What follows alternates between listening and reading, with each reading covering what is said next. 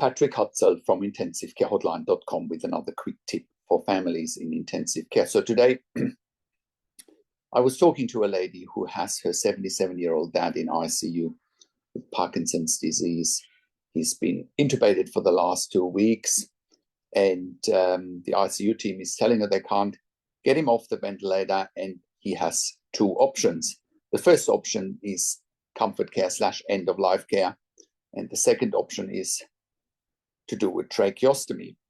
Now, I believe, and this is a very incomplete story that the intensive care team is telling this lady, and I have worked in intensive care for over 20 years in 3 different countries, and I have been consulting and advocating for families all around the world for the last 10 years, and here's why this is a very incomplete picture the intensive care team is painting. What about avoiding the tracheostomy in the first place, right? What about making sure the intensive care team is doing everything beyond the shadow of a doubt to avoid a tracheostomy? And here is why.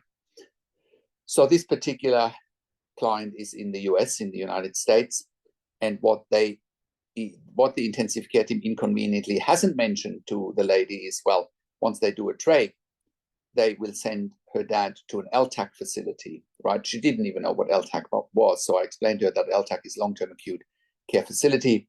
It's not even the better version of a nursing home. So it's like bait and switch.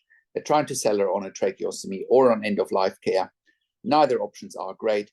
No one is mentioning, well, what's the best case scenario here? How can we avoid the tracheostomy, wean this man off the ventilator, and remove the breathing tube? Have they done everything beyond the shadow of a doubt to achieve that goal?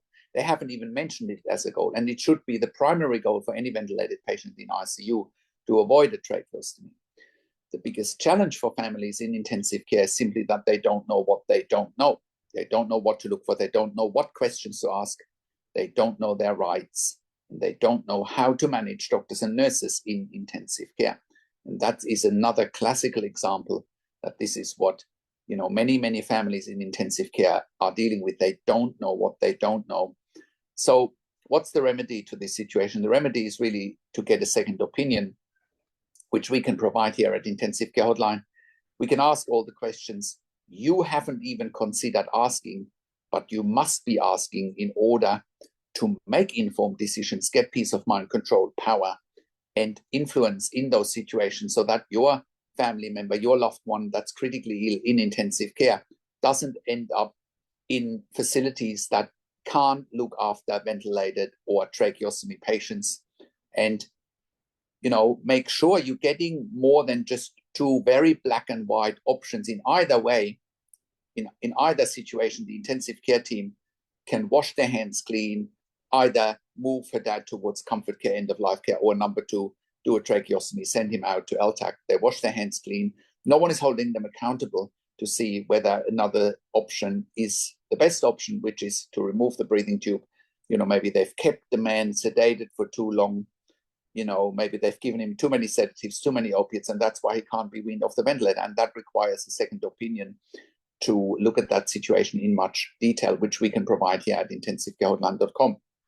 Now, if you have a loved one in intensive care and you need help, go to intensivecarehotline.com, call us on one of the numbers on the top of our website, or simply send us an email to support@intensivecarehotline.com with your questions. Also, we have a membership for families of critically ill patients in intensive care, where you have access to me and my team 24 hours a day in a membership area and via email. And we answer all questions intensive care related.